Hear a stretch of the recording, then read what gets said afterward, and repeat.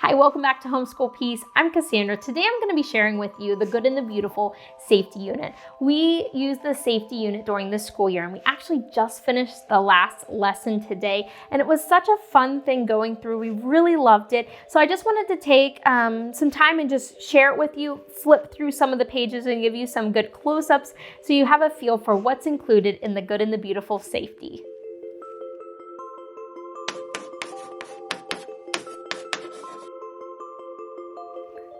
This safety unit has 8 lessons in it. The amount of lessons was perfect for my family. Instead of trying to do all 8 lessons in just maybe like a week or 2-week period, what I did is I broke up one lesson over the course of every month during the school year. So say for September, we focused on the first lesson, which is fire safety. And so for October, we focused on water and electrical safety. And so that was really nice, just sort of breaking up these lessons. So over the course of the whole school year, we ended up finishing up then the final lesson, which was gun safety. And I thought that flow worked really well for us. So if you're thinking of, how can you fit this in? I kept going with my Good and the Beautiful Sciences, and I just paused the science that I was working on for a day or two, did the safety, and then went right back to the Good and the Beautiful Science unit that I would be working on. For ages, it's recommended K through 8th grade. Now, my students are on the young side. I have that 2nd grader, kindergarten, and pre-K student.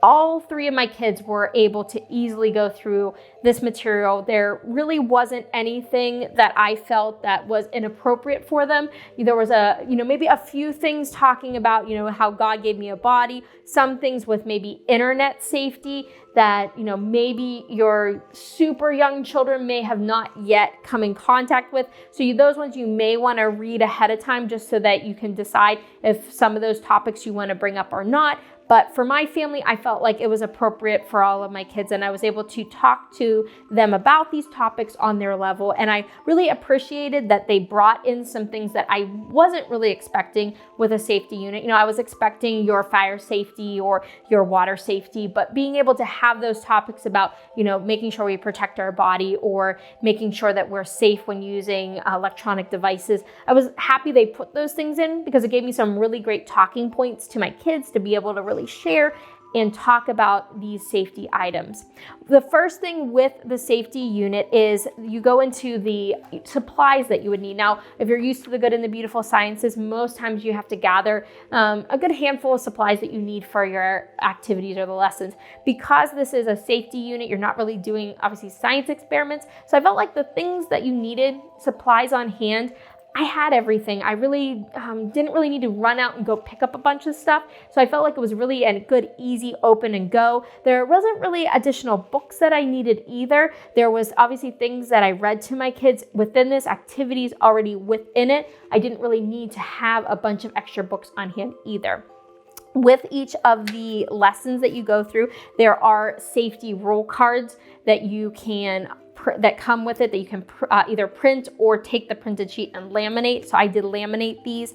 And so going through all of the rules with your kids, like rule number 1, do not play with fire, matches, or lighters. So what we did is we just posted these rules as we progressed through our safety, one of these rules every single month. And so when we would jump back into it for the month, I would just review whatever rules we previously went through before we jumped into a new rule. And I felt like the whole units were very easy to prep as well. So if you are used to prepping some of the Good and the Beautiful units, some of them are a little bit longer, some have more pages that you need to laminate or copy. There's a few worksheets that the kids do. Some lessons don't have any worksheets, but it didn't feel like there was a ton to prep or put together. So I felt like if you're looking for something that's easy to be able to, maybe if you have a requirement with your state to have some type of safety or fire safety, I feel like this is a really great thing to check off that requirement. Plus it really covers some really great topics. So now I'm going to go and jump into a lesson and give you some great close-ups.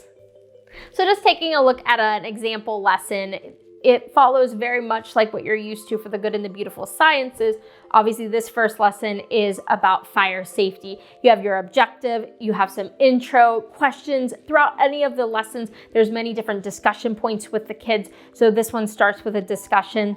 From there, we have some cards. Now these cards would have come on an 8.5 by 11 sheet. I then laminated them, cut them up, and then my kids will take turns drawing a card. And when they draw it, I basically read to them some of the information that's included on my teacher material. Say if they drew the smoke alarm, I would go ahead and talk about how a smoke alarm can detect smoke and warn for you to get out of your building. So some things to read and an activity to do with the kids.